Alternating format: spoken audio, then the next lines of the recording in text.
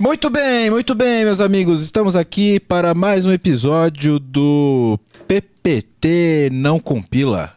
Hoje, continuando aí a nossa trilha, onde algumas semanas atrás falamos sobre design, sobre front-end, sobre UX, UI, e hoje vamos falar sobre CX.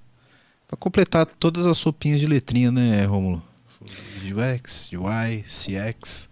Então hoje vamos falar aqui de experiência do cliente, meus amigos, e como isso está relacionado à transformação digital, como isso está relacionado à transformação de negócios e não sempre obrigatoriamente a tecnologia. Vamos falar sobre todos esses assuntos aqui. E para bater esse papo bacana sobre um assunto tão importante aqui no mundo de transformação, aqui na minha frente está o Rômulo Barbosa, grande amigo que trabalha na TechRom, certo, Rom? Dá um oi aí pra galera. Bom, boa noite, obrigado novamente pelo convite. Muito legal a experiência de estar aqui novamente discutindo um pouco de um tema que é muito, cara, sempre foi importante e eu acho que cada vez mais vai ser mais importante, que exatamente a experiência do usuário, do cliente. E espero que eu possa contribuir com um pouco da experiência que eu tive, um pouco das possibilidades que eu vejo e da importância, obviamente, disso para o negócio. Show de bola. E lá do outro lado, numa ponta remota do nosso sudeste, para quem não acreditava que ele era carioca, diretamente da Guanabara, o nosso co-host, Vitor Gonçalves. Dá um oi aí, Vitão. Cara, cá estou na minha cidade, no meu habitat natural, mas prazer estar sempre aqui, né, cara? Fazia um tempo que eu estava devendo presença no PPT Não Compila, e cá estamos. E hoje a gente vai provar de uma vez por todas que a experiência do cliente não é mandar coisinha para mimar cliente. Não é só isso. Pô, não é não? Mandar presente, não é não, pô? Vamos agora desmistificar e deixar a galera triste, né? Pô, achei que mandar champanhe no Natal já era suficiente, não é não? Oxi. Aliás, manda aí, cara. Manda aqui pro Rio, pô. Eu não tô bebendo, então não manda nada, não. Tô tranquilo. Pô. E para falar, aí tem que ter alguém que tenha, de fato, autoridade sobre o assunto, né? Senão a gente vai ficar aqui divagando sobre isso. Então a gente tem sempre que trazer um especialista aqui para compor a mesa com a gente. E também, remotamente, está aqui com a gente o Lucas Fonseca. Ele é gerente de CX da Alelo. Dá um oi pra galera aí, Lucas. Se apresenta aí. Fala, galera. Muito obrigado, né, pelo convite. Um prazer estar aqui com vocês. Esse convite especial aqui para falar de um tema tão relevante. A gente tem muita coisa para desconstruir aqui, né, Vitor? Porque eu acho que não mandar um bombonzinho resolve tudo, não resolve, não? Oxe. Deixar o coração quentinho do nosso cliente, né? É bom, né? É bom. Dura 20 minutos. Quando a operação não se sustenta, vai ver o custo de ficar mandando bombom toda semana pro cara. Eu achava que um bombom newsletter resolvia fazer milagres. Vamos ver, né, que faz. E direto aqui de Uberlândia, Minas Gerais, com a camisa azul do meu grande time Cruzeiro Esporte Clube. Show de bola, um cruzeirense na mesa. E você também? Eu com a de azul camisa também. Do Golden State Warriors, final, hein? Golden State campeão. Muito bem, galera. Então, hoje uma mesa extremamente qualificada aqui para falar sobre experiência do cliente. Eu queria fazer uma introdução básica aqui para já botar um fogo no assunto e já passar aqui para o nosso especialista para a gente começar a compreender que bicho é esse de experiência do cliente, né? Aqui a gente fala muito sobre tecnologia e falamos muito sobre transformação digital, sobretudo, né? Uma coisa que eu repito sempre dentro do PPT no Compila é que a transformação digital em si, ela não é centrada na tecnologia, né? A tecnologia ela é um mero capacitador dessa transformação, ele é um meio, né? Mas a transformação digital, de fato, ela está centralizada no cliente, na experiência que a tecnologia pode oferecer para esse cliente. Eu acho que é daí que nasce tanto esse relacionamento de tecnologia, transformação digital e o papel do CX, da experiência do cliente e etc. Porque a tecnologia permite que a gente tenha um relacionamento diferente, mais personalizado, etc. E aí, dentro desse contexto, Lucas, como que você passaria aqui para os nossos ouvintes o que é de fato um CX? O que faz esse bicho? O que come? Como se reproduz? Agora, no Globo Repórter.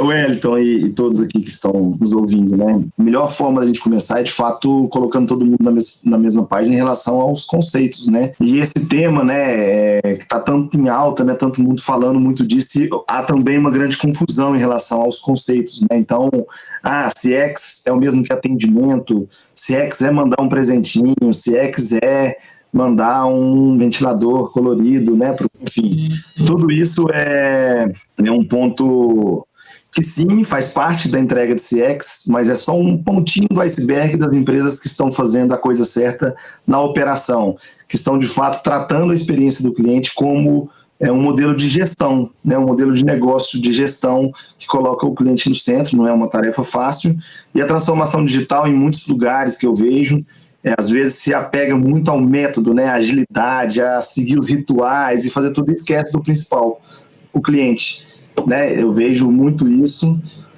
Então, para a gente trazer o conceito, a experiência do cliente, ela é de fato todo o caminho que o cliente passa antes de se relacionar com uma marca, até depois que ele se relaciona com uma marca, em diversos pontos de contato, de diversas formas, cada vez mais num bolo de transições ali que ele passa para frente, para trás, para um canal, para o outro, para o digital, para o offline.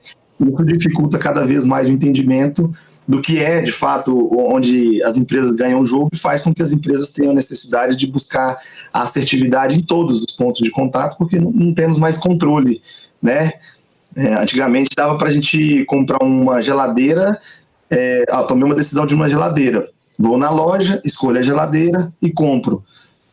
Depois eu passei a usar, vou na loja, antes de ir na loja, pego o telefone, ligo numa loja, tem geladeira? Tem, quanto custa? Tal. Pego o carrinho, vou na loja e compro a geladeira.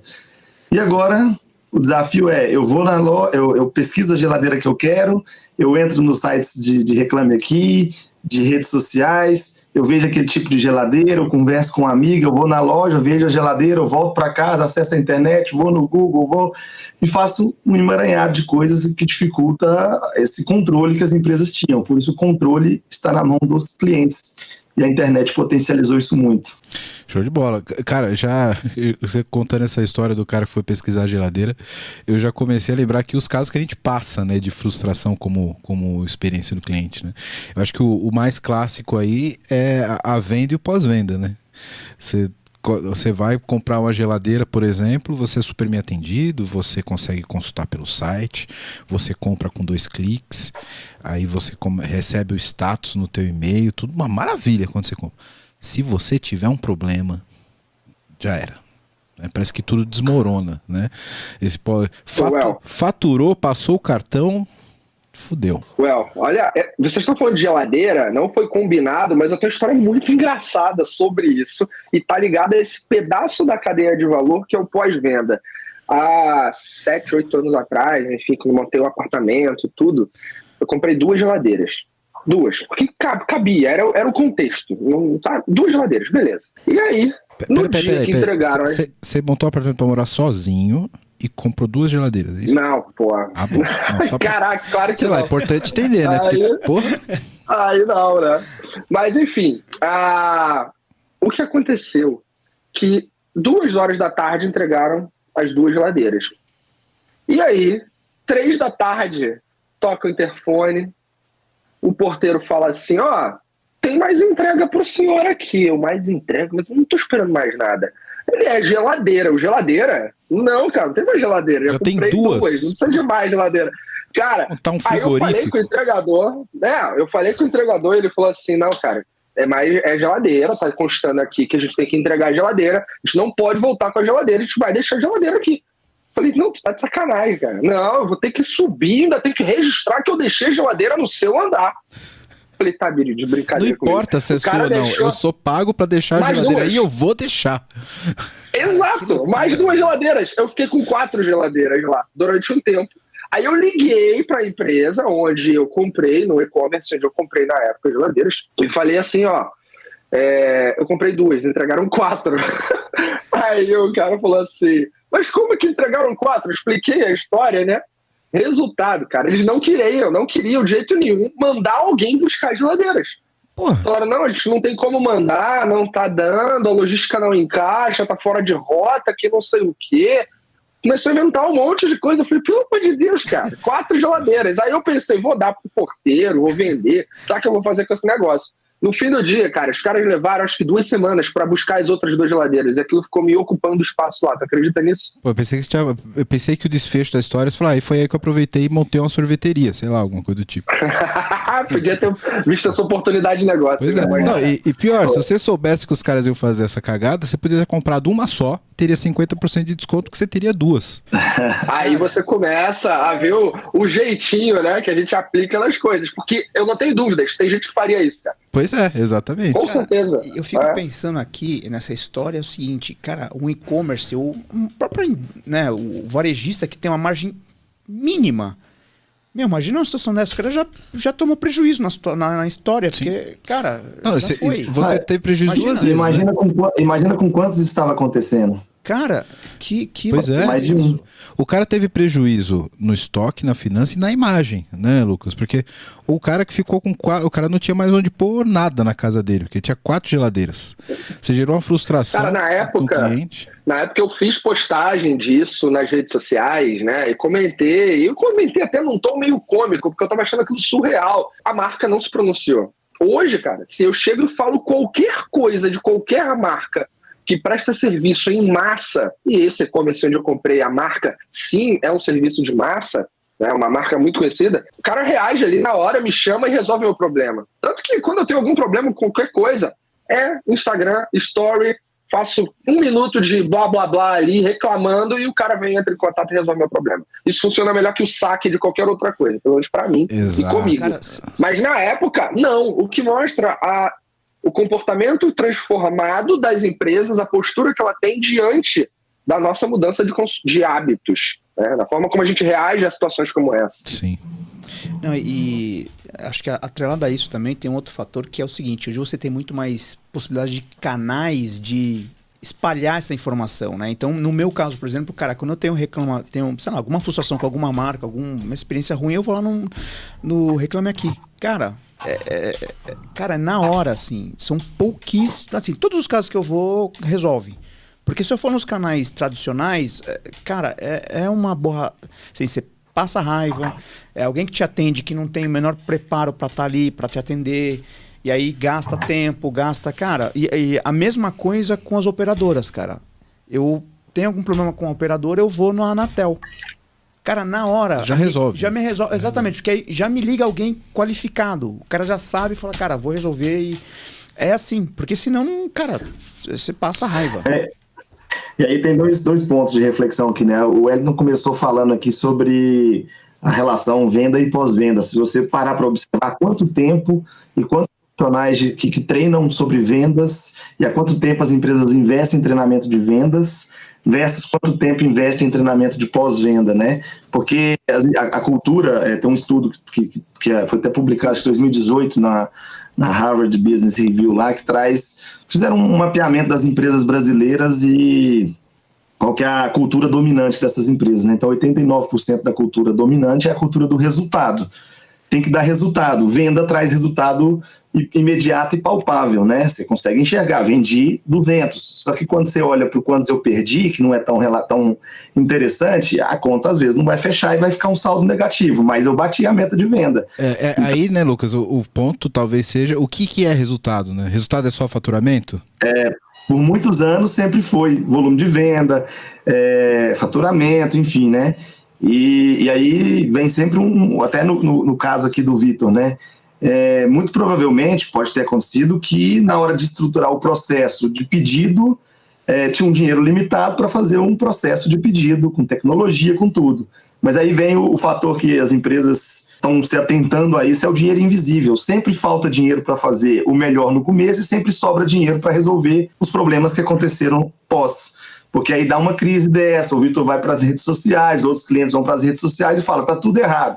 Aí tem dinheiro para pagar a gestão de crise, tem dinheiro para resolver o problema da tecnologia, tem dinheiro para fazer brota tudo. O dinheiro do nada, né? O dinheiro que tinha, que ele poderia ter um projeto para o erro não acontecer, ele vai aplicar essa grana depois para ter uma contenção de uma crise que foi gerada pelo problema que ele não quis investir. Porra, se você parar pra pensar nisso, é uma lógica bizarra, né? E tem mais. O que a gente tá falando, às vezes é a cabeça do empresário, às vezes é a cabeça de algum gestor, às vezes não é a falta de centralidade do cliente compondo a estratégia da organização, às vezes é um processo equivocado. A gente está falando desse tipo de coisa. Agora, olha essa situação que eu vou contar aqui brevemente, e ela é um estudo de caso pra gente pegar e falar, porra, eu não acredito nisso. 10 anos atrás, de 2012, eu tava voltando da praia, no Rio de Janeiro, com um primo, e aí eu parei o carro 2 da tarde, mais ou menos, na frente de uma lanchonete, não vou dizer o nome, mas darei características e quem quiser adivinhar, adivinhe, mas enfim. Aí eu cheguei e falei pra ele assim, cara, eu não tô com muita fome. E você? Ele falou, também não. Então, ao invés da gente pegar característica, ao invés da gente pegar cada um sanduíche de 15 centímetros, a gente pega o de 30 e racha, cada um come uma parte. E foi isso. Você já deve saber. Pela característica do tamanho, quase ninguém soube qual que é a lanchonete agora, viu? Exato, eu não tô falando nada. Aí o que aconteceu é que eu era o porta-voz ali na relação com a pessoa que ia montar o sanduíche, né? E aí eu falei assim, já tinha combinado o pão, o recheio, etc. Aí na hora do queijo, eu esqueci de combinar isso com ele, com meu primo, e falei com a menina assim, quando ela perguntou qual queijo, eu suíço. Aí ela foi montando, lembra? Era um sanduíche de 30, a gente ia rachar. Ela foi montando ali, botando o queijo. Quando a menina foi botando o queijo na outra parte do sanduíche, ele virou e falou assim, não, na minha parte não põe queijo. Quando ele falou essa parada, cara, abriu, sabe efeito borboleta, filme do Aston Kutcher? Com essa teoria, né? Você faz uma parada aqui, explode o universo não sei aonde. Puta merda o que aconteceu ali, cara. Ela falou, na minha parte não põe queijo. Ela pegou, botou o queijo de volta no potinho. Aí eu virei e falei assim, mas pera. Na minha parte põe. Ela bugou. Pega esse queijo. Ela bugou. Não, põe esse queijo em cima da outra parte, né? Teria queijo no sanduíche inteiro, põe aqui na outra parte. Ela, não pode, senhor. Ela não pode por quê? Eu já desafiando, eu era muito escroto, eu era muito abusado, sabe? Eu falei, não pode por quê? Aí ela, porque é dobro de queijo. O dobro de queijo me explica. Assim, me explica, que dobro de queijo? Já tava puto da vida. Ela me explica. Também eu era bem babaca, né? Pô, mas peraí, essa matemática não tá batendo. Se você tá botando metade em cima da outra metade mais metade é o inteiro, não tem nada de dobro aí. Isso era não tem nada de dobro. Isso era no metrô, Vitor? No metrô, no metrô. Metrô, tá bom. No metrô. Aí eu cheguei e falei assim, não concordo com o que você tá me falando. Eu paguei um sanduíche de 30 centímetros, eu quero queijo com a proporção do sanduíche de 30 centímetros. Se ele vai estar em cima, embaixo ou do lado, não importa. Eu tô pedindo pra você, bota aqui, cara. Aí ela, não pode, é dobro de queijo. Eu, tá bom, quanto é o dobro de queijo? R$4,75. Eu falei, chama o gerente, não vou conversar contigo. Aí vem o gerente, sabe os Jetsons? Não tinha a Rose, a robozinha? Então vem um robô lá de dentro, assim. A Rose era super educada e diferente, né? Era super humana. Chega um robô ali e fala assim, que foi, senhor? Que foi, senhor? Eu não acreditei que ela falou, que foi, senhor? Tá de sacanagem, né? Eu falei, é o seguinte... Pedi um sanduíche de 30, o queijo que devia estar distribuído, eu entendo. Só que eu quero que o queijo esteja concentrado em uma parte só. Só isso. Não pode, só é dobro de queijo. Eu falei, tá de sacanagem. Aí eu parei. Aí você devia ter pegado uma lousa, colocado assim, 1/2 mais 1/2, né? Cara, soma só os numeradores. O divisor não, dá 2/2 que é igual a 1. Não é 2. Cara, aí ela ia embolar, ela ia achar que é aquele cara que foi no programa lá do... Esqueci o nome do cara que fazia o programa, entrevistando gente, enfim. O Jô Soares, que foi um maluco lá falando que 2 mais 2 é igual a 5. ela ia acontecer isso na cabeça dela. O resultado da parada pra gente avaliar, eu não comi lá, óbvio, chutei o pau da barraca, criei mó casa. Saiu do metrô correndo. Saí do metrô correndo, nunca mais entrei naquele lugar e falo mal desde então. Essa é a verdade, porque aquela experiência me marcou. Por quê? Porque não foi uma coisa de um processo específico, foi a competência comportamental do indivíduo ali, foi incapaz de perceber que o que eu estava pedindo não era a quebra de um processo que ia prejudicar o fluxo de caixa, prejudicar o resultado da empresa, não ia prejudicar nada. Cara, eu não estava pedindo nada. Cara, sabe? eu então, quero a pegar robotização cagou tudo. Sim. E eu falei, nunca mais. Cara, pegando esse teu exemplo e o do dobro de geladeira, cara, você cai tudo dobrado, né? Quando você recebeu a geladeira dobrado, quando você queria o queijo que não era dobrado, porra. O que você tem com o dobro, hein, Vitão? É verdade, cara, meu Deus do céu. Faz um pix aí pra mim, dobrado. Vê se cai dobrado na conta, né? Mas olha só, para passar pro Lucas comentar aqui, porque isso é os dois casos, na verdade a gente tá falando da mesma coisa. Eu como arquiteto de TI, eu sempre abstraio o problema para um problema comum. O problema comum aqui é empresas, elas criam sempre processos para normalizar a sua operação. Sua operação ela tem que ser padronizada. Então eu tenho processos. Esses processos são imutáveis, de acordo com as empresas, né? Estamos falando aqui do entregador de geladeira que, foda-se se mandar entregar 10 geladeiras, o cara vai deixar 10 geladeiras na tua casa e não importa o que você diga. E o cara do queijo que, pô, se é um queijo em cima do outro, é o dobro de queijo. Não importa se é a mesma quantidade de queijo ou não. Os processos são soberanos e o cliente que se adapte a ele. Isso não é centralidade do cliente, isso é centralidade no processo, né? E isso é muito comum, né, nessa operação. E como é que resolve isso, Lucas? Porque para você gerir uma empresa grande e que tem que ter uma operação padronizada, você precisa ter processo. Como é que você treina esses caras para não ser a Robo Rose e poder entender a exceção e poder primeiro pensar no cliente e depois no processo? É um desafio, né, amigo? É um desafio enorme, mas vamos voltar um pouquinho na história do mundo aí, né? Quando a gente era jovem, bem jovem, a gente estava na escola. Na escola, como é que a gente ganhava estrelinha? A gente tinha que fazer o quê para ganhar estrelinha ali na prova? Fazer a lição direitinho, né? Tinha que tirar nota 10, né? E nota 10 quer dizer que existe um gabarito. Gabarito quer dizer o quê? Que a gente não podia perguntar, a gente tinha só que acertar algo que alguém desenhou como certo. E a construção do mundo e das pessoas foi essa. A gente não foi treinado para perguntar, para questionar. A gente foi treinado para simplesmente aceitar aquilo que foi feito por alguém. E quando a gente fala e aí isso vem para o mundo corporativo, né? Quantas pessoas têm condições, capacidade, coragem de questionar os processos? Só que assim, os processos eles não vão mudar com uma luz divina que desce lá do céu e fala, a partir de agora todo mundo faz isso. Quem vai mudar o processo é quem é a mesma característica de quem construiu um processo um dia, que são as pessoas. Então, quando as empresas e aí eu estou falando de empresas gerais, não dão autonomia para as pessoas questionarem, né, segurança psicológica, essas coisas, vai passando de geração em geração o processo que aconteceu há 20 anos atrás e que foi treinado porque antigamente a esteira de produção era assim, era tudo igual, era tudo da mesma forma. Então, assim, qual que é, inclusive, um dos desafios que eu tenho como profissional de CX, além da Lelo também, que eu tenho um movimento experiencializando, que é de levar isso para todas as empresas, provocar, é isso. Tem que ser questionador, tem que ter um propósito para estar ali, né? Então, assim, as empresas precisam de processos, óbvio que precisam de processos. A transformação da centralidade passa por dar autonomia, empoderar as pessoas, mas as pessoas vão se empoderar através de conhecimento. Então, a maioria das empresas treinam as pessoas para olhar só para aquele processo. O que você vai fazer? Você vai pegar o pão, perguntar para as pessoas, é quente ou frio? Não vou dizer qual restaurante é, mas é quente ou frio? Se o cara falar morno, o cara já não sabe o que fazer com o lanche. Ele joga o lanche pra cima. Já quebrou o processo. Exatamente.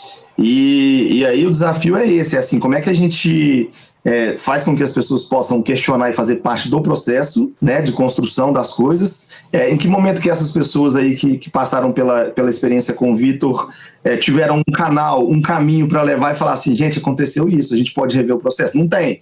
Elas não têm voz, porque é um chefe que manda fazer assim, porque é assim. E assim que vai acontecer. E quando a gente olha para a centralidade, a gente está falando que não é possível numa empresa desse tamanho dar autonomia liberal para todo mundo, porque as pessoas não vão, em todos os lugares do mundo, agirem da mesma forma. Mas quando há uma clareza de como as pessoas devem agir, muito pautada em como o cliente espera se sentir, né?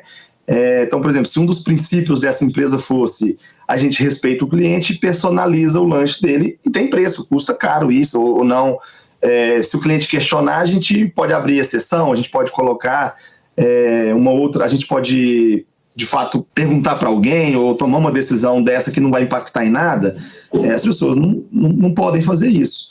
E quando a empresa determina que encontra um caminho que isso é legal, isso vai gerar muito mais Vitor dentro do metrô, o Vitor vai levar mais um monte de gente para dentro do metrô para comer o lanche, não tem essa medição, porque o que conta é o valor vendido e não o valor dos Vitors que saiu do metrô. Que é intangível, né? Que é intangível isso. Então, assim, quando a gente tem uma estratégia clara de experiência do cliente, que é construída a partir da voz do cliente.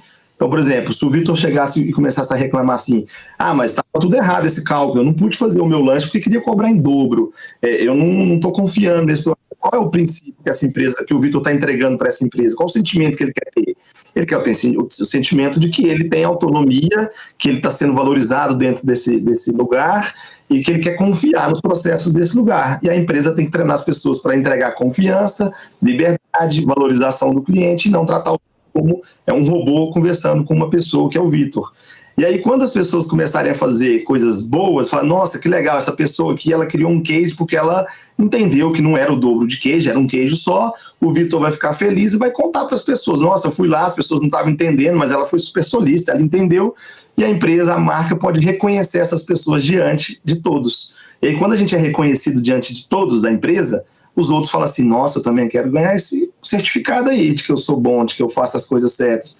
E aí o Vitor, que trabalha no metrô lá no restaurante, tá ali trabalhando, o Wellington trabalha lá e fala, não, vou fazer igual o Vitor.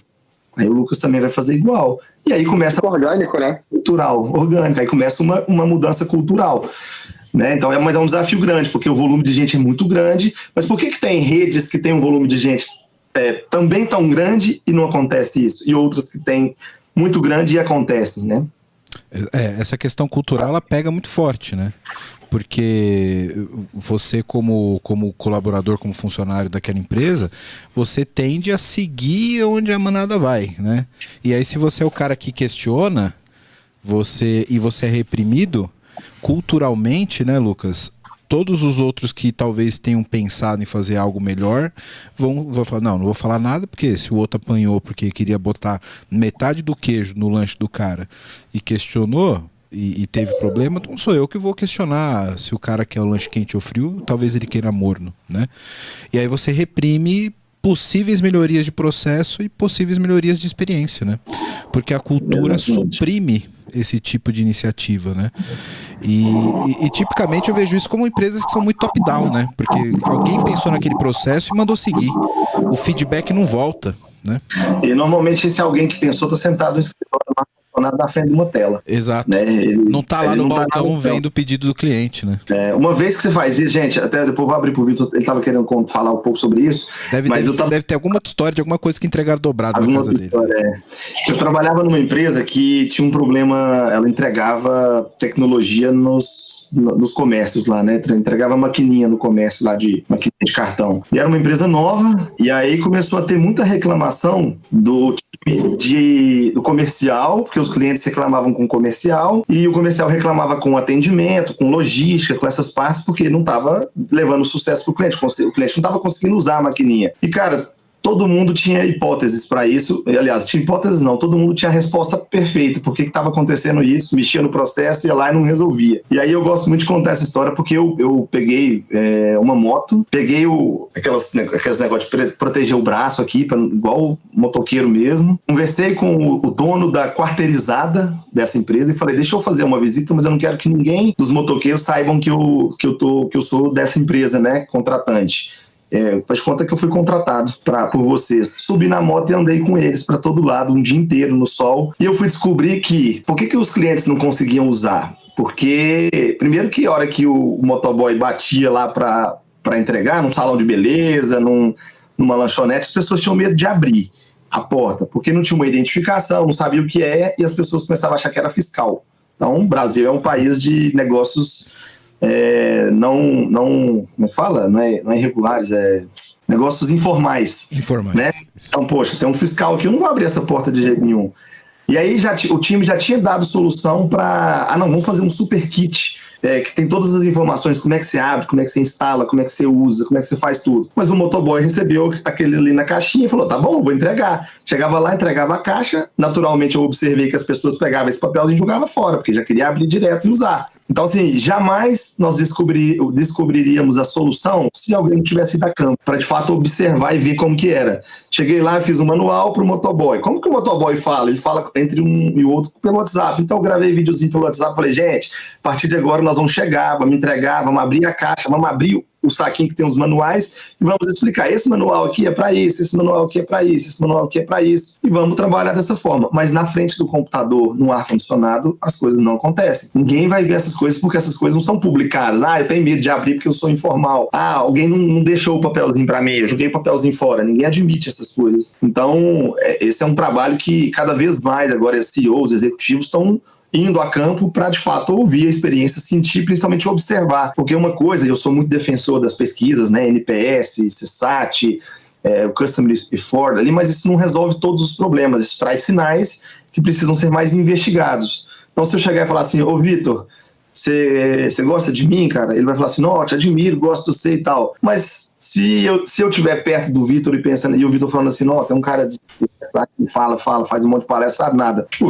É natural o ser humano, um diante do outro, não ser extremamente sincero. Por mais que nós tentamos ser sinceros, é natural porque existe um fator social, né? Eu não vou contrariar o Lucas, né? Coitado, o cara é um cara de gente boa, mas eu não vou falar tudo pra ele. E é assim que acontece. Então, e o mundo ia ser terrível se a gente não tivesse os filtros sociais, né, cara? Se a gente não tivesse os filtros sociais. Então, essa questão que começou lá na experiência do Vitor no metrô e na geladeira, né?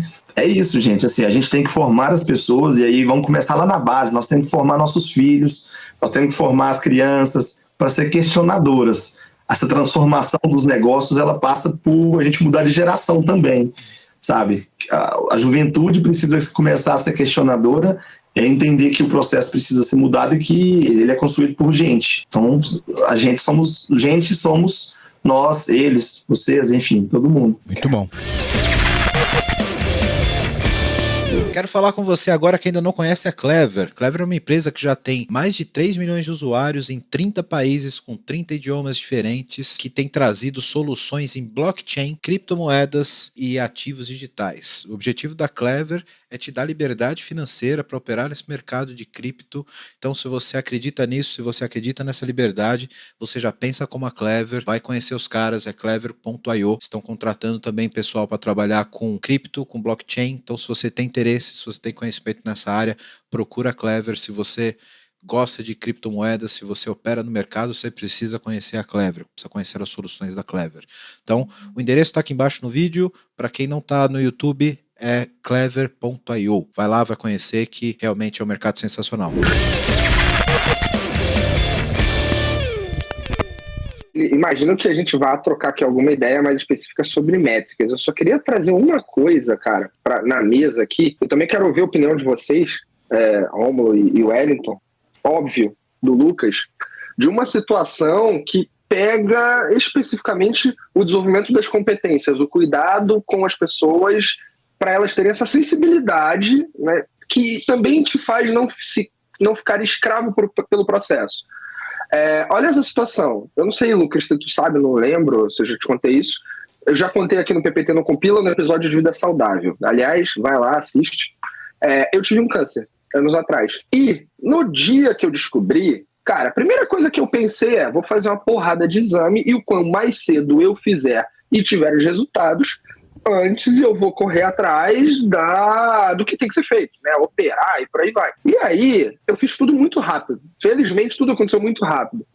E no dia que eu fui fazer a minha tomografia do abdômen total, que é um procedimento natural para você ver metástase e tudo, né? Eu fiz o exame e aí eu falei com a menina que ela era a técnica que recebia as pessoas de enfermagem, que recebia as pessoas na antessala para fazer o exame. O médico, o radiologista, conduzia o exame lá dentro, efetivamente, da cabine da sala de comando. E aí, quando ela me levou para dentro da sala, eu virei e falei para ela assim, você sabe quando fica pronto o exame? E ela falou, em 3 dias úteis, algo assim, tá? 2 dias úteis, 3 dias úteis, sendo que isso era uma sexta-feira. Então, na mesma hora eu pensei, 2, 3 dias úteis, pô, só vou ter isso na quarta. Cara, hoje é sexta, será que não dá pra antecipar?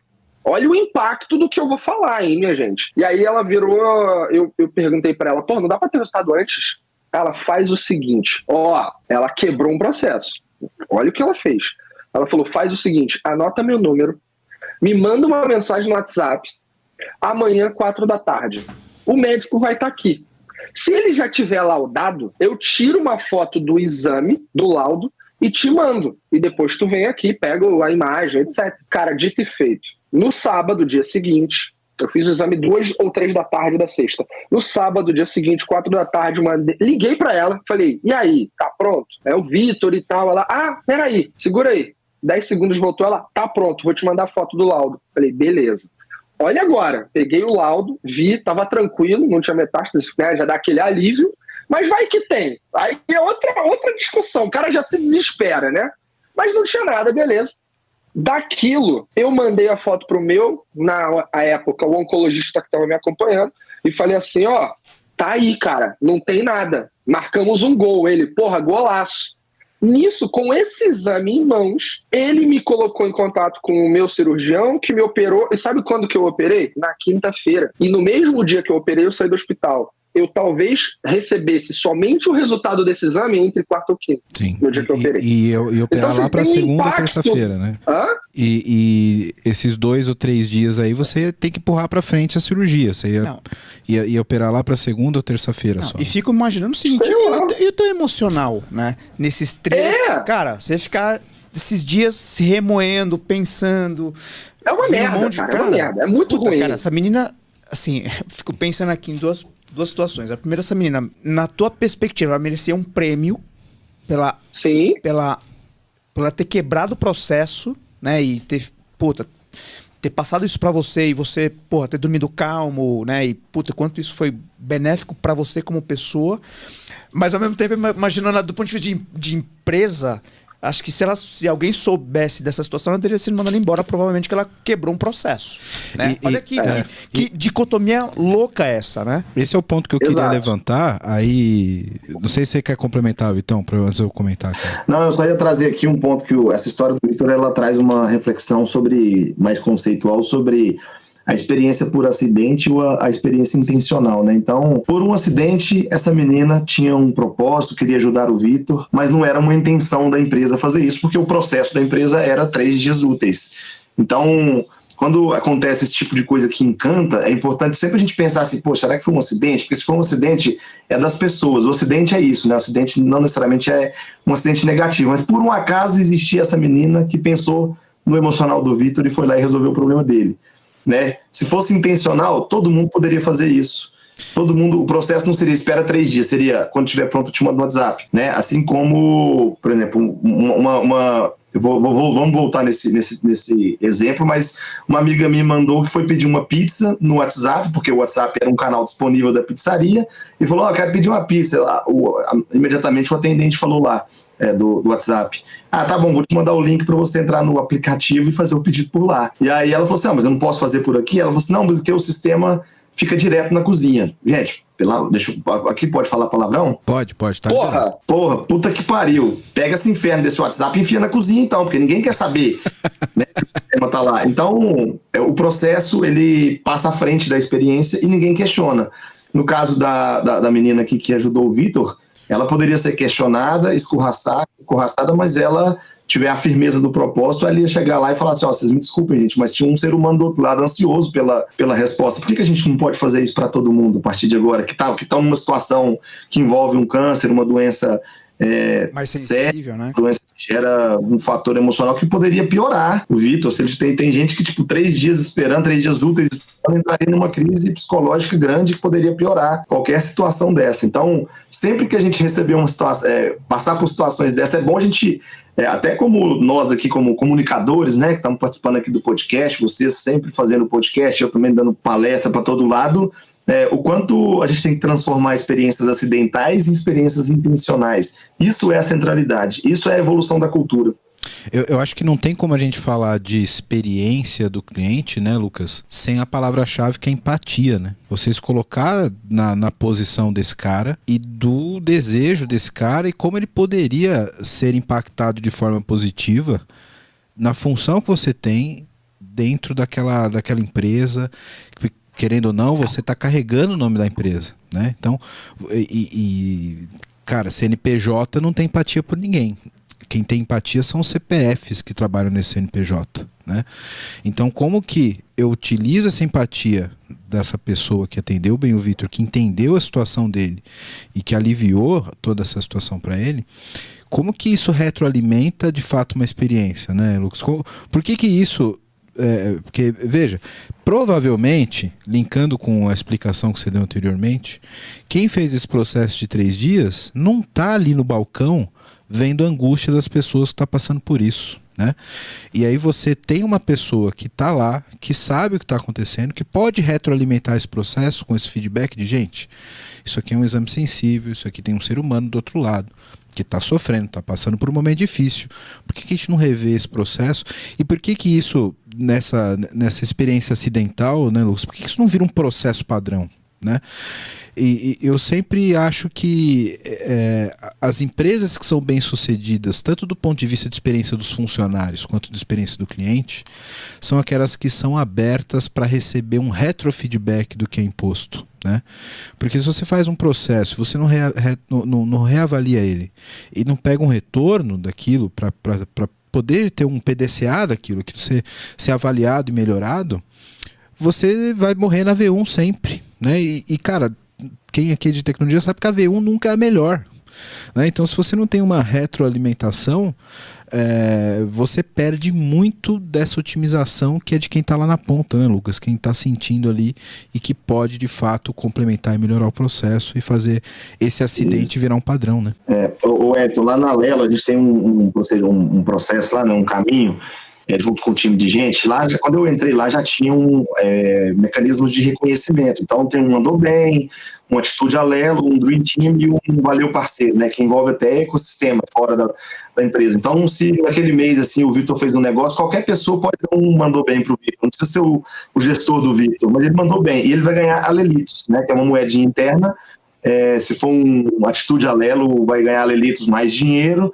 Então, o que a gente fez? A gente criou os reconhecimentos com plus de CX. Então, poxa, se aquilo que o Vitor fez melhorou um processo a partir de uma dor de um cliente, melhorou um processo que impacta mais de um cliente, ele vai ganhar um Mandou Bem com plus de CX. Isso quer dizer que ele vai ganhar mais dinheiro e ele vai ser reconhecido perante a empresa inteira por ser um cara centrado no cliente e em processos, né? E uma das diretrizes que a gente dá é não vamos reconhecer as pessoas assim que resolveram o problema individual de um cliente. Porque senão a gente fica apagando fogo, né? Assim, a gente fica assim, resolveu só um problema que tem que resolver, é legal, mas que aprendizado esse problema gerou para a gente multiplicar para a empresa e revalidar, né? E refazer esse processo. Então, eu sou muito fã de reconhecimentos, isso é uma das grandes vitórias do processo de cultura que a gente está fazendo, que é, de fato, reconhecer pessoas, e cada time reconhece a sua, não existe um controle, não existe algo que, tipo, poxa, precisa passar pelo CEO para falar se vai ter Plus CX ou não, né? No processo inicial, acaba passando por mim como um validador para direcionar as pessoas a fazer o uso correto daquilo, né? Mas é um tipo de reconhecimento descentralizado, né? Com valores claros. O que a gente quer reconhecer? As pessoas que mudam, melhoram os processos, que entregam as melhores experiências para o cliente. Cara, aproveitando esse ponto, eu queria trazer aqui para discussão essa questão da experiência para um conceito mais da tecnologia em si, né? Até para pegar o gancho aqui de como o Vitor falou de métrica, de evolução, etc. Quando a gente está falando de produtos digitais, né, a gente trazendo isso para o mundo de agilidade, para o mundo de de validação de negócio incremental, etc. Eu queria que o Lucas falasse um pouco para a gente do papel do CX nessa evolução dos produtos. Principalmente pelo seguinte: quando a gente fala de desenvolvimento de produtos que são incrementais, etc., muitas vezes você nasce ali de um MVP que, cara, não tem uma perna, não tem um braço, algumas coisas não são como deveriam ser. E como que esse cara, ele pensa nessa evolução para que o cliente seja bem atendido em todas essas fases, Lucas? Porque, cara, às vezes você está lançando um produto, uma empresa com um MVP menor, você não tem condições de ter um CRM, ter um canal de atendimento, você tem equipe limitada. Como que isso entra nesse pipeline de evolução, né, principalmente no contexto de transformação digital, para que eu lance esse MVP, capture esses problemas, tenha métricas de experiência e a minha próxima incrementação desse projeto, desse produto, venha de acordo com o anseio do meu cliente, né? Para que eu não evolua somente tecnologicamente, mas que eu evolua também de fato com a experiência do cliente, que ele de fato seja bem atendido naquele sentido, né? Dá a tua visão aí, Lucas, focando mais ali em produtos digitais. Tá, legal, gente. Assim, um dos pontos que eu gosto de falar muito é que foi-se o tempo em que os clientes queriam, esperavam que as empresas fizessem produtos para eles ou por eles, né? Hoje os clientes querem que as empresas façam produtos com eles.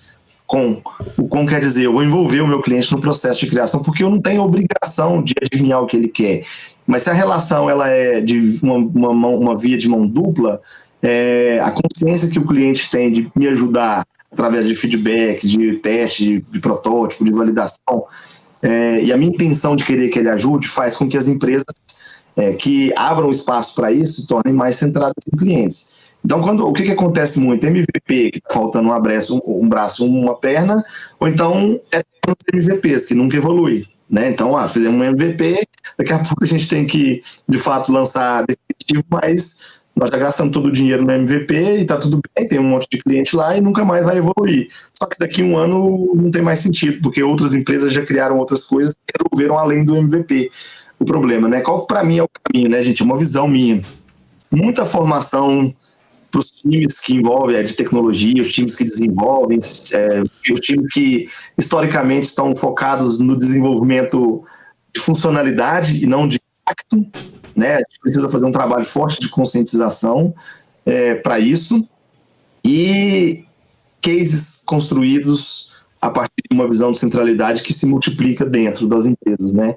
A gente esse é um desafio para mim, acho que é de todas as empresas, que é fazer as áreas de tecnologia de fato saberem que aquele código digitado ali para lançar um produto não é para lançar um produto, é para impactar o cliente e resolver uma necessidade dele, né? Então acho que a gente vai passar ainda, já está evoluindo muito, mas passar por um longo processo de conscientização disso e de mostrar que os produtos que envolvem e são construídos com o cliente tem mais sentido. Isso passa por uma mudança cultural da empresa de novo, gente, porque quantas empresas estão preparadas para pedir desculpa para o cliente porque não deu certo, para de fato se posicionar como uma empresa que quer ouvir o cliente, porque a nossa mentalidade era, eu tenho que acertar, porque o Netflix acerta. Quando eu abro ele, eu sei que o filme que ele vai me direcionar é o filme que eu mais gosto. Mas eu posso mudar de gosto de filme, eu estou cansado de ver filme de terror, eu posso passar a assistir um filme de comédia, porque hoje meu dia não foi bom, né? Então, será que o modelo Netflix que nos entrega ele é o melhor? Será que o Netflix está capturando isso, está chamando os clientes, está medindo através de métricas que um cliente fica 5 vezes vendo um filme de terror e depois passa por um filme de comédia? Dados ajudam a fazer isso, né? Então, é um desafio grande que TI, que tecnologia não tem que caminhar sozinho. Um time de CX ajuda a orquestrar isso, um time de design junto ajuda a orquestrar esse movimento, traz ferramenta, traz método, envolve as pessoas no processo de construção, entrega discovery pronto, constrói discovery junto com o time de tecnologia, e mostra que o caminho é de co-construção, de colaboração, e não mais de eu desenho como um PO, eu faço histórias, eu te entrego, você só desenvolve e tá tudo bem, todo mundo vai bater palma pra gente. Uma das técnicas que eu gosto de levar nas palestras sobre centralidade do cliente e das pessoas individualmente Toda vez que você chegar em casa depois do trabalho, vai deitar, fecha o olho e pensa assim, o que me faz comemorar com a minha esposa, com o meu esposo, com meus pais, que o meu dia foi bom dentro da empresa. Então eu, por exemplo, toda vez que eu chego, que eu paro de trabalhar, eu falo, hoje é dia de comer uma comida japonesa, uma pizza, porque o dia foi muito bom. Por que eu estou comemorando? Porque eu entreguei um projeto que demorou 1 ano, que teve 250 pessoas envolvidas, que custou 5 milhões de reais, mas eu não sei o impacto que ele teve na experiência, ou porque eu mudei uma vírgula, eu atualizei um texto de um chatbot que mexeu com o impacto de muita gente, e por isso eu, de fato, consegui enxergar que a mudança existiu ali. As pessoas que comemoram o simples, mas com impacto, elas são muito mais centradas em clientes. As pessoas que comemoram os grandes projetos, que também pode ter impacto no cliente, tem impacto no cliente, mas comemoram pelo motivo errado, que é, nossa, eu acabei de entregar um projeto enorme, projeto gigante, nossa, foram 5 milhões de reais que a gente fez, 10 milhões de reais que a gente fez. Essas pessoas estão comemorando as coisas erradas.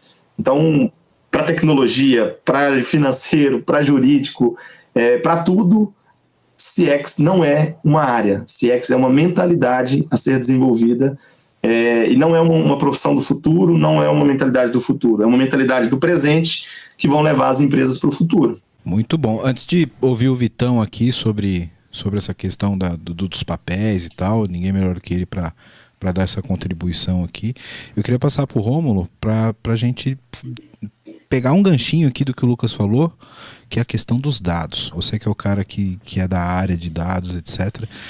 A importância de você ter uma empresa, né, Rômulo, e um produto que seja de fato data-driven, para que eu consiga ter essa tomada de decisão, inclusive sobre o comportamento do meu usuário.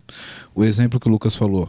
Será que de fato o cara que assiste terror tá lá vendo o filme e depois ele, sei lá, cansa e vai ver comédia, etc.? São insights que nem sempre você tem de forma empírica de frente com esse cara. E aí você capturar esses insights através de dados, né? A importância de fato você ter uma cultura data-driven, né? Queria que você falasse um pouquinho sobre isso. Bom, isso é fundamental, essa questão de você tomar decisão não somente na questão do feeling, né, da experiência, do empiritismo, enfim, do lado empírico, mas você também ter dados para tomar decisão, né? Uns anos atrás eu estava numa outra startup, uma parte da trajetória dessa startup era fazer chatbots, né? Então foi um momento que todo mundo queria fazer chatbot e tal, e eu, como fornecedor desse tipo de projeto, eu me deparei com várias situações que, infelizmente, né, hoje talvez a mentalidade tenha mudado, mas o foco era mais fazer o projeto por fazer, para falar, olha, eu sou inovador porque eu estou lançando um chatbot, do que efetivamente falar, cara, que problema eu estou resolvendo no meu cliente? O que eu quero entregar de boa experiência, né, ou coisas básicas, né, que teoricamente o chatbot, teoricamente não, de fato ele pode resolver, desde que seja bem desenvolvido. Mas na prática, o que eu vi foi, infelizmente, mais a questão de, cara, eu preciso lançar porque o meu concorrente não lançou, eu preciso lançar primeiro, eu preciso depois fazer mídia, buzz e tal, do que resolver o problema do cliente. E aí, muito dessa questão que a gente batia como fornecedor, né, e de conhecedor da tecnologia era, cara, eu preciso entender primeiro, qual é o tipo de diálogo que eu preciso desenvolver dentro de um chatbot? Porque, cara, a maneira que um cara conversa no Sul é diferente de São Paulo, que é diferente do Nordeste. Então a linguagem tem que ser diferente, as peculiaridades da linguagem. E o segundo ponto é exatamente isso. Cara, beleza, eu coloquei o chatbot no ar, mas eu preciso acompanhar. O que está acontecendo? Por que está dando errado? Por que está dando certo? O que eu preciso ajustar? E, aliás, eu tive até uma experiência pessoal recentemente que eu mudei de residência, e eu entrei numa empresa que fornece energia. Eu entrei no chatbot dessa empresa, estou fazendo uma troca tal de titularidade. Cara, fiz 2 interações, sei lá, não lembro o que eu falei. O chatbot, desculpa, não entendi. Cara, isso para mim é um erro brutal. Quem nunca xingou a Alexa que não entendeu alguma coisa que você pediu, né? Pois Quem é. nunca? Coitada da Alexa. Mas isso você tem dentro da árvore de construção de um chatbot, você tem as saídas de erro e fala, cara, se o usuário falar 2 vezes e não entendeu, espera um pouquinho que eu vou te colocar para um especialista. Você não quebra a experiência do cara. Sim, né? E nesse caso que eu tive, e eu vivenciei em outros, e aí eu acho que é um feeling que hoje não se fala mais de chatbot, porque já virou... né, tem muito mais experiências ruins do que boas. Porque, primeiro, aí envolve o que você comentou, né, nessa questão aqui. Cara, não houve uma conversa das áreas de negócio com as áreas de tecnologia, falar, cara, eu preciso ter uma integração, preciso saber se o cara é meu cliente ou não. Poxa, já dou um tratamento diferente pro cara, já dou boas-vindas de uma forma diferente. Segundo, uma questão de acompanhamento e falar, olha, as métricas, olha, o que teve de coisa boa, que tem coisa ruim, que eu preciso melhorar, de atualizar a biblioteca, treinar mais o robô para ser mais assertivo na resposta. Obviamente, incrementar novas palavras, porque obviamente natural, né, que vão vir outras palavras, vão ter pessoas que vão fazer brincadeiras ali, algumas não de forma interessante, né, usar palavrão e tal, mas eu preciso aprender com isso para ter uma experiência interessante na ponta. E o que, na época, acho que a mentalidade mudou um pouco, eu acho, é que ainda não tem esse mindset, eu tenho impressão, sabe? A impressão é que ainda tem muitas empresas ainda que é o novo, quer lançar, que precisa lançar tal, mas falta a mentalidade de experiência do usuário, cara. Sim. Qual a experiência e que você só vai conseguir, de fato, contornar essas experiências frustrantes, né? Se você tiver indicador, né? Nem, por exemplo, exato. Quantas vezes, vou pegar o exemplo do que você deu do chatbot, de quantos atendimentos, qual porcentagem o robô não entendeu e frustrou o cara, né? Se eu não tiver essa informação e saber o que levou a acontecer aquele erro, eu nunca vou conseguir, de fato, lançar uma nova versão desse produto que corrija essa frustração do cliente, né? Exato. Então tudo isso tem que ser metrificável, né? E até já vou passar a dica para você, mas assim, se não me engano, foi a do Bradesco, quando ela foi lançada, a propaganda que vinha na televisão era: eu estou aprendendo, então pode ser que eu vou errar, que eu não vou te entender. Então, assim, a experiência do cliente está muito atrelada também ao papel do GPS, né? Hoje em dia, se eu for para qualquer lugar sem um GPS, até dentro da minha cidade aqui, que não é São Paulo, que não é Rio de Janeiro, eu preciso pôr o GPS, mesmo sabendo o caminho, porque eu me sinto seguro com o GPS, né? E a experiência do cliente sendo conduzida por uma comunicação clara que alinha expectativas. Eu estou com um chatbot aqui, a gente quer testar, você quer ajudar a gente a construir, você está ajudando a gente a construir. Se der errado aqui, se ela não te entender, a gente está capturando isso aqui, e na próxima vez ela te entenda, né? E foi legal que enquanto o Ron estava falando, a televisão lá apareceu conexão perdida. Perdeu um pouquinho a conexão daquela televisão lá no fundo, e é exatamente o momento em que ele fala, sem dados, a conexão com o cliente perdeu, né? Os dados servem muito para direcionar, mas aí eu vou trazer só um pontinho para complementar, que o feeling também é importante, porque os dados, eles são extremamente racionais, o feeling é a nossa capacidade humana, né, de perceber. Foi legal o que você falou, Ron, porque você falou não só pelo feeling, mas também pelos dados, ou seja, você trouxe os dois, né? Só o ser humano é capaz de estar diante de um outro ser humano e entender sobre dores, sobre essas coisas. Exatamente.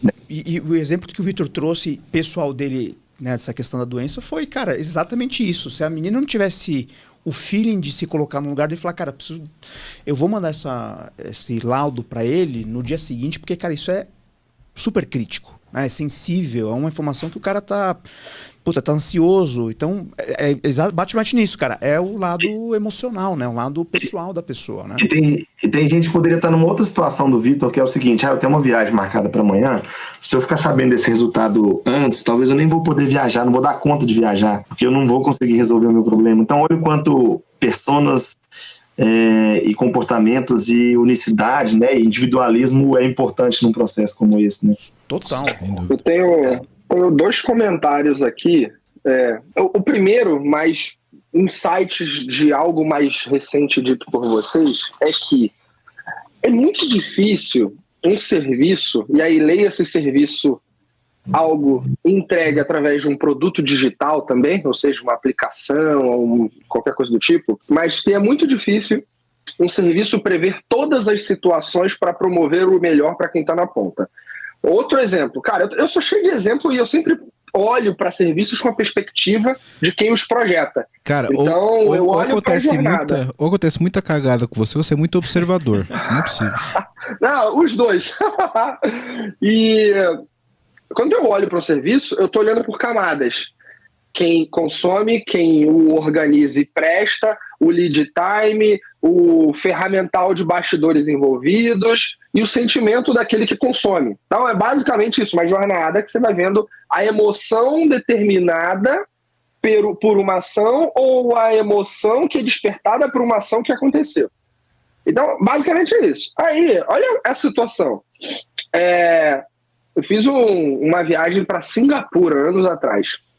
Cara, era meu sonho. As pessoas queriam conhecer Paris, Torre Eiffel, Nova York. Eu queria ir para Singapura, maluco. Aí fui. Só que para Singapura tu precisa ter o comprovante de vacinação contra a febre amarela. E olha a cagada que eu fiz. Eu peguei o meu certificado de vacinação, eu vacinei, peguei o certificado internacional, só que ele estava atrelado a um outro documento. Por quê? Rezava a lenda que ao entrar no país, o que você tinha que fazer? Mostrar o documento, o passaporte e o documento de certificação de vacina, né? Só que o meu documento de certificação de vacina não estava atrelado ao passaporte. Estava atrelado à minha habilitação, minha CNH. E até aí tudo bem, era só mostrar a CNH junto caso isso fosse pedido lá no país. Só que a minha CNH estava vencendo. Faltava, ia vencer um mês. E para você entrar num país que é um dos mais rigorosos, com N aspectos, você precisa ter todos os documentos atrelados com 6 meses de validade no mínimo. E eu, cara, ignorei isso, não percebi. Aí, olha a cagada. Eu falei, ok, é só eu emitir uma segunda via desse documento e atrelar a minha identidade, ou mesmo ao passaporte, ou a qualquer que seja a situação.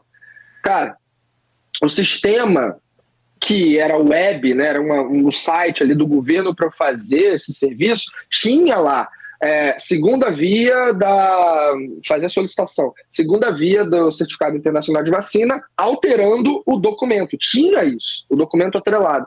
Eu fui lá, botava passaporte e tal, não ia. Foi passando os dias, foi chegando perto da viagem, eu já não conseguia mais fazer nada, eu ia no posto de saúde, fila quilométrica. Falei, porra, vou chegar no dia da viagem, eu não tenho o que fazer, né? Aí uma pessoa me falou assim, fica tranquilo, no Aeroporto Internacional do Rio, no Galeão, você consegue ir lá junto à Anvisa, tirar o teu certificado e tá tranquila, na hora. Beleza. Chegou na hora fechava 5 da tarde a parada. Eu ia viajar 3 da manhã do dia seguinte. E eu não morava muito perto do aeroporto, então eu precisava, né, fazer um deslocamento ali. Aí eu falei, quer saber, eu vou chegar umas 3 da tarde, porque deve ter alguma fila, eu vou ser atendido e beleza, saí na hora.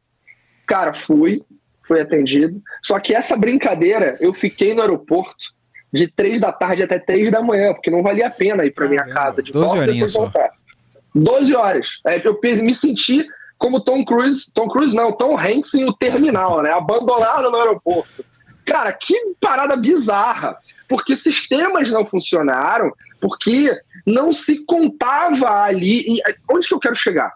Quando eu emiti o certificado de vacina e tinha um documento atrelado, alguma inteligência, se isso fosse totalmente eletrônico, digital, ou mesmo uma pessoa que estava ali, ela podia pegar o meu documento atrelado, a habilitação, e falar, olha, meu filho está vencendo. Ela não podia? Podia. Ia melhorar a minha experiência, eu não ia ter passado por essa cagada toda? Podia. Eu podia ter tido mais atenção? Podia. Ah, beleza, eu não estou me eximindo da responsabilidade. Se fosse digital, algum gatilho podia perceber a validade do documento e me alertar na hora? Podia. Mas nem tudo talvez vai ser coberto. É aquele ponto, isso, né? Que é o jogo. Exato, porque o seu caso pode ser muito específico, né?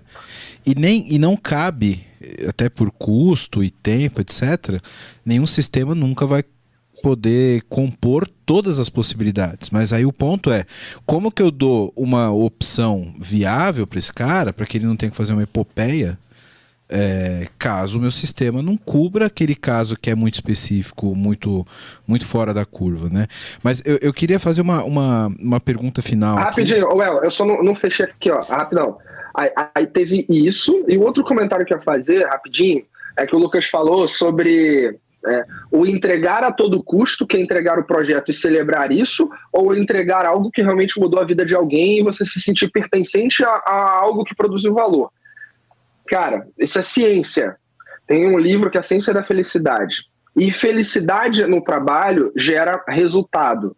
É capitalismo. Ser feliz no trabalho exponencializa resultados capitalistas. Ponto. E não vem com mimimi. É a realidade. Aceita que dói menos. E aí, 20 a 25% das pessoas, quando elas percebem, ou melhor, não é 20 a 25% das pessoas, mas de todas as pessoas, quando elas estão mais comprometidas com alguma coisa, é porque de 20 a 25% dos critérios envolvidos estão ligados a ela perceber relevância no que ela faz.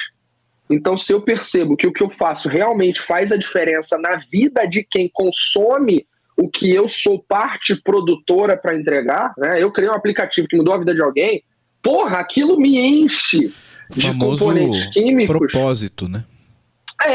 Então isso é real. Só que as pessoas cagam para essa parada.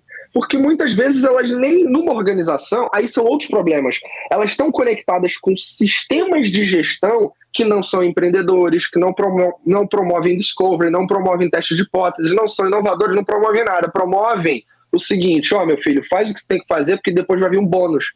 Então as pessoas trabalham pelo bônus, trabalham pelo PLR, trabalham por outros fatores que alimentam a sua vontade de trabalhar. Mas nunca, quer dizer, nunca eu estou exagerando, mas muitas vezes não é pelo propósito. Então como é que você vira e fala assim, porra, eu preciso alimentar o propósito, preciso alimentar a relevância, preciso fazer com que você se sinta melhor e enxergue valor no que você faz para produzir mais valor. Só que você está preso a um bônus que é condicionado a uma entrega que não necessariamente é entrega de valor, é uma entrega. Olha a cagada. Pois é, o modelo de gestão obsoleto, né? Que não é centralizado no cliente.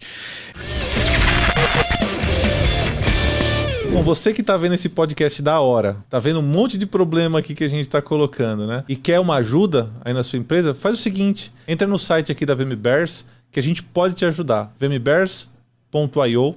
Nós somos uma empresa relacionada à arquitetura de soluções, a modernizações de aplicações, também atuamos na frente de DevOps, para ajudar vocês a serem extremamente ágeis. Então dá uma olhada no nosso site, que vai estar aqui embaixo, vmbears.io, e lá você vai poder ver um pouquinho da nossa história, dos nossos profissionais. E aproveitando, se você for um profissional da área de tecnologia, que está a fim de trabalhar numa empresa legal, um monte de colega, gente boa e tecnologia de ponta, manda um e-mail para peoplecare@vmbears.io. Aí já. Agora eu quero meu show, velho.